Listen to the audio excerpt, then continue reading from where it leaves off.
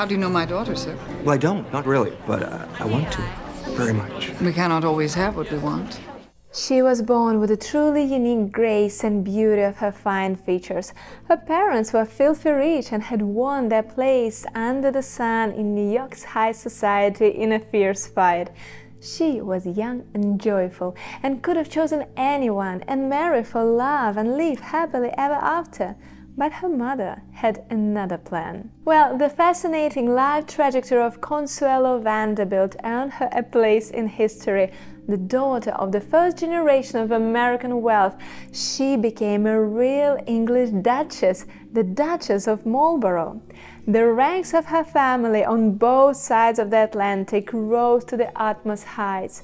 Her mother bought her a title, but did it ever bring her happiness? The celebrated author of Downton Abbey, Julian Fellowes, got inspired by the life of the Vanderbilt family and the mother and daughter relationship between Alva and Consuelo, and apparently included their characters, fictionalized of course, in the Gilded Age series by HBO. The fact is, I have a very difficult mother. Well, I know what that's like. We have already examined the character of Alva Vanderbilt Belmont in my video about Betha Russell. Now it's time to have a closer look at the no less captivating life of her daughter Consuelo, the real-life prototype of Gladys Russel from the series. Your mother could not possibly be as difficult as mine. No. My mother keeps me under house arrest. I'm allowed no friends. God forbid I should speak to a man. In the first season of the Gilded Age series, the character of still very young Gladys is totally in the shade of her powerful, authoritative mother, Mrs. Russell. We couldn't help but notice that the young and lively girl is desperately trying to taste just a bit of social life happening outside of the walls of their Fifth Avenue mansion. Little does she understand that her mother can't afford her debut. No, it's not about money, not at all. It's that her mother's ambitions can't be satisfied with the reality of the day, which lies in the sad fact that the family is still not fully accepted by the so-called polite society. I will not criticize Mrs. Russell for her only virtue. At least she keeps her daughter under control. Under arrest, more like. I won't go deep into the complex interrelations of the new money versus old money New Yorkers of the day. You can learn everything about them in my previous videos about the Russells, the Van Ryns and the Astors. You can find it in the dedicated Gilded Age playlist or podcast on my channel. In other words, the first season gives us just a hint of the future turmoil of the innocent soul. And the life of Consuelo Vanderbilt promises that, for sure. Consuelo was born in 1877 when her parents, William and Alva Vanderbilt, were already rich, but still far from being fully accepted in the high society of New York. Nevertheless, her mother had a clear vision on how they would make it to the top and how she could use the charming looks of her daughter to secure that position for them. She's not a child anymore, and you shouldn't treat her as one. She's a child until I say. Vanderbilts gave their firstborn a Spanish name, Consuelo, apparently for Consuelo Iznaga, who is said to have introduced Alva Erskine Smith and William Kinston Vanderbilt to one another. There was another thing about that Consuelo. She married an English aristocrat who was soon to inherit the title of the Duke of Manchester, and hence she would become the Duchess. Is there a word sweeter to any lady of the epoch? No doubt, Alva was determined to make her daughter follow in her namesake's footsteps and marry into the highest ranks of the English aristocracy. I want more than that. But what is there more than that? You'll see when I find what I'm looking for. Alva made sure Consuelo could speak, read and write French and German by the time she was 8. She ensured that Consuelo was well-traveled and highly educated.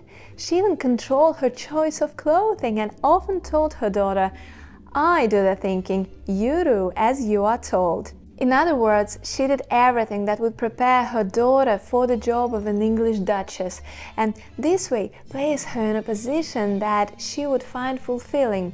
At least that's how Alva was thinking of it back in the day. Your mother believes that you have more to come than marriage to a banker in Manhattan. What's wrong with that? Nothing, but it's not special. After the girl's grandfather died unexpectedly young in 1885, everyone knew that Consuelo was one of the greatest heiresses in America. There was never any shortage of suitors, quite the opposite. The problem Alva faced was keeping the wrong sort of man from Consuelo. This is all perfectly conveyed in the Gilded Age series. And the season's finale shows Bertha hosting an extraordinary lavish debutante ball for her young daughter, just as Consuelo's mother, Alva, did for her. Yet the Duke won't find himself on the shores of the East Coast, and Alva began to unfold the hot phase of her sophisticated strategy and took Consuelo on a voyage abroad. Persistence is the key to everything. Patience and persistence. Useful qualities, I agree. It is believed that she hadn't settled on a particular aristocrat until the Vanderbilts visited Lord and Lady Lansdowne in Calcutta in late 1883. Lady Lansdowne was the Duke of Marlborough's aunt. Passing through Paris on the way home from India in spring of 1894, Consuelo made her European debut at a ball thrown by the Duke and Duchess de Gramont. Within a month, she received 5 marriage proposals from various European suitors. Her mother, however, had her sights fixed firmly on the Duke. Gladys must make friends, Bertha. Mr. Baldwin is not what we want. How do you know? Because he's not what I want. However, the whole plan was at stake when Vanderbilt's own marriage became to irreparably fall apart. In 1895, Alva divorced her husband, and both parties were blaming each other for infidelity. Oh, I hope this wouldn't spoil the pleasure of the second season of the series for you. Despite that social disaster, she secured the visit by the Duke of Marlborough to her house in Newport in 1895 to shore up her fragile position during that vulnerable period in between divorce and remarriage. Well, as you've already guessed, the future union of the so-called American dollar princess and the Duke of Marlborough was settled despite all the unfortunate circumstances. And apart from Vanderbilt's own divorce, there were a few. Both Consuelo and the Duke were in love with other people. Consuelo had in fact been secretly engaged to someone else before accepting the Duke's proposal. It was some Winthrop Rutherford, ex in her memoirs, with whom she reconnected soon after her marriage. He was a well-connected New York socialite whose mother was a member of the wealthy landowning Stuyvesant family. But that obviously wasn't enough for Consuelo's mother, herself the daughter of a cotton broker. And Gladys is a grown woman, whether you like it or not. Girls get married at her age. And live to regret it. I know what I'm doing, George. They say Alva had to lock Consuelo in her room and announce that she would shoot Rutherford if they eloped. To support it, she evidently faked the suffering from a near-fatal heart attack. What could an 18-year-old naive soul do about that back in the day? She had to obey. I'll never ask anything of you that is not for your benefit in the end. You want more from me than I want for myself. That is my job. I am your mother. I want the whole world for you, and I'll get it any way I can. Charles Richard John Spencer Churchill, 9th Duke of Marlborough, himself had to obey the duty imposed by his title. It was made pretty clear by his grandmother Fanny, the 7th Duchess, that he really needed to save Blenheim Palace, the grand family estate. So he basically sacrificed his life to save it. Well, at least this worked, and the influx of Consuelo's fortune, which was rumored to equal something like $4 billion in today's value, allowed him to restore Blenheim to the glory that the house still exhibits today. In fact, the marriage of the young, beautiful, and fabulously wealthy American heiress was a classic of the era.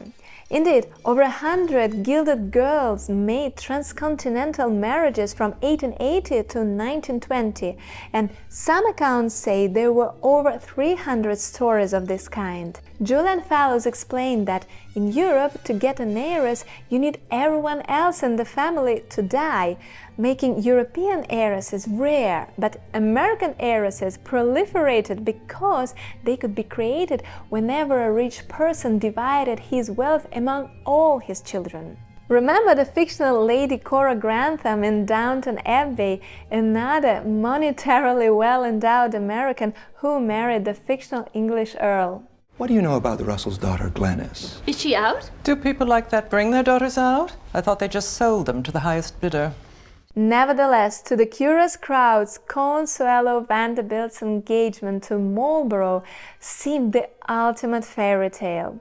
The Duke was portrayed as the most eligible bachelor ever to visit America's East Coast, while his fiancée was a super-rich American heiress about to be elevated to the heights of the British aristocracy. On 6 November 1895, huge crowds gathered outside St. Thomas's Episcopal Church at 5th Avenue and 53rd Street in Manhattan. The thing is, the proud mother made everything to drive everyone's attention to the event. Right after the engagement, which happened only a couple of months prior to the ceremony, she leaked the news to the press right away and continued to feed information to the papers about everything, from Consuelo's gown to the gold fastening on her undergarments, in order to build public excitement in the lead-up to the wedding. So these crowds outside of the church were a testament of the success of her strategy. Although when Consuelo and her father arrived late for the ceremony, it was obvious that the bride had been crying all the morning. Father, I'm not special. Why can't she see it? I'm ordinary. I'm just an ordinary person who wants an ordinary life. A cartoon in the New York paper satirizing the wedding showed Consuelo kneeling next to the Duke in her wedding gown, with her hands handcuffed behind her back and attached to a chain being held by her mother. These awful English marriages tie you tight and strangle you in a noose when you try to pull away from them. The Gilded Age author Edith Wharton wrote in 1937 in her unfinished novel The Buccaneers. The theoretically idyllic marriage of Consuelo Vanderbilt and the 9th Duke of Marlborough wasn't a happy exception.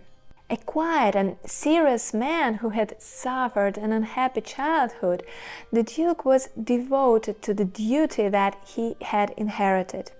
Consuelo found him to be cold, snobbish, and image-obsessed. It is often said that the Duke's nickname Sonny was not given because it reflected his personality, but was simply taken from his first courtesy title, the Earl of Sunderland. The couple's two sons were born in 1897 and 1898, and curiously, it is Consuelo who is believed to have coined the phrase "an heir and despair." In fact, I found that there is some more relation to the late Diana, Princess of Wales. You see, during her lifetime and up until now, it was Consuelo who was largely considered to be a victim in this marriage with cold and heartless Duke, at least according to the account she gave in her memoir. From my window I overlooked a pond in which a former butler had drowned himself, she wrote there. As one gloomy day succeeded another, I began to feel a deep sympathy for him. Quite a believable fairy tale gone wrong, n'est-ce pas? Yet the side of the Duke apparently had their own arguments that were publicly revealed only a couple of years ago. His previously unseen private letters revealed that Consuelo was constantly unfaithful to him, which eventually places him in a vulnerable position. Moreover, there was a rumor that their second son, Ivor, was the result of 2 nights in Paris with an American, the very Rutherford, Consuelo's first love. Well, the undeniable truth is that both spouses were forced into that marriage by circumstances they had little to do about, just like it was in the first marriage of the now King Charles III. Yet the seeds of something good that started in this marriage reaped rewards later. During that period, the Duchess of Marlborough began her philanthropic efforts. She was adored by the poor and less fortunate tenants on her husband's estate and took particular interest in the issues relating to mothers and children. During the interwar period, Consuelo and Winaretta Singer Polignac, heiress to the Singer fortune, founded a hospital for middle-class workers in a suburb of Paris, now the Foch Hospital. Even today, it is a private, not-for-profit institution serving the community. She was also an avid supporter of the suffragist movement alongside her mother.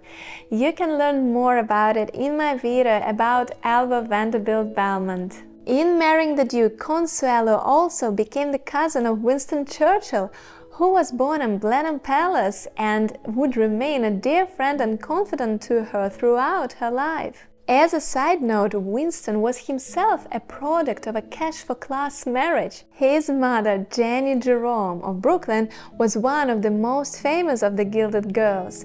Her father, Leonard Jerome, a financier and avid horse racing fan, took Jenny and her sisters abroad, where Jenny soon crossed paths with Lord Randolph Spencer Churchill. They were engaged 3 days later, which caused some raised eyebrows, as did Winston's birth about 7 months after the marriage. And yes, the fabulous Blenheim Palace was saved and restored to initial glory as initially intended by the Spencer Churchill family.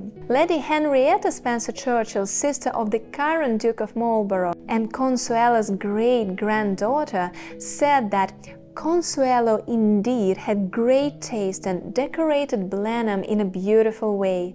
She also had lots of money and was always going to Paris to buy furnishings and fabrics, so it is very much thanks to her Blenheim remains in pretty good shape today. Yet all good and bad things come to an end sometime. In October 1906, the Duke and Duchess went their separate ways, and in January 1907, a legal separation was granted. In her memoir, Consuelo said little more than, "We had been married 11 years. Life together had not brought us closer together." However, the official divorce was only granted in 1921, and the union was annulled by the Vatican in 1926. In order to help facilitate this and then allow Charles to convert to Catholic Church, Alva Vanderbilt testified that the marriage was coerced. "I forced my daughter to marry the Duke. I have always had absolute power over my daughter." Perhaps because of her hand in ending the unhappy union, Consuelo and her mother enjoyed a much better relationship later on in her life. Consuelo appears to have been happy with her second husband, French aviator and industrialist Colonel Jacques Balsan. The pair lived near Palm Beach, Florida, and it is thought that Winston Churchill polished his famous Iron Curtain speech in the house named after her mother, Casa Alva. Seemingly a good match, Consuelo was even comfortable enough to publish her memoirs in 1953, entitled The Glitter and the Gold, which refers to her time with Balsan as gold as opposed to the glitter of her earlier aristocratic marriage. With the help of a ghostwriter, the book was described as an ideal epitaph of the Age of Elegance. In 1942, she was featured in Vogue with a photo shoot at her home. Such was the fascination with her even in her 60s. Jacques died in 1956 following a long and content relationship with Consuelo. She died 8 years later, in 1964, and asked to be buried alongside her youngest son, Ivor, at St. Martin's Church near Blenheim Palace. As for the Duke, his life with the second wife, another rich American, Gladys Deacon, was way less fortunate. By the way, did Fellows borrow her name for Gladys Russel? Curiously, her own story is no less fascinating, and perhaps I'll make a whole video about her one day. So make sure to stay tuned, and thank you for watching. See you in my other videos. Bye!